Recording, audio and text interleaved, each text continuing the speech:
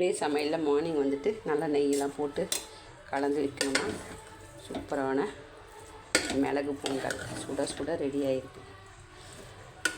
அதுக்கப்புறம் தொட்டுக்கிறதுக்கு வந்து வடையும் அதோட சாம்பார். வடை வீட்டில் செய்யலாமா, டிஃபன் கல்ல 2 வாங்கி வந்துட்டோமா. சாம்பார், சூப்பரான சாம்பார்.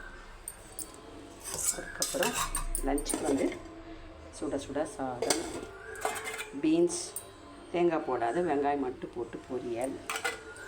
இன்றைக்கி ஸ்பெஷல் ரொம்ப நாளைக்கு அப்புறம் உருண்டை குழம்பு தாம்மா. வெறும் துவரம் பருப்பு தாம்மா, தேங்காய் கொஞ்சமாக போட்டு உருண்டை குழம்பு ரெடி பண்ணியாச்சுமா. ஒரு உண்டை கூட கரையிலம்மா, கரெக்டாக வந்துச்சு. நான் வேகலாம் வைக்க மாட்டேம்மா, அப்படியே டைரெக்டாக உருண்டை அரைச்சி நான் குழம்புல போடுவேன். சூப்பராக கரையாமல் வந்துச்சுமா. சூப்பரான உருண்டை குழம்பு, மீன் குழம்பு டேஸ்ட்டில் இருக்குமா. அவ்வளோதாம்மா. இந்த வீடியோ பிடிச்சவங்க அப்படியே சப்ஸ்கிரைப் பண்ணிக்கமா. பாய்.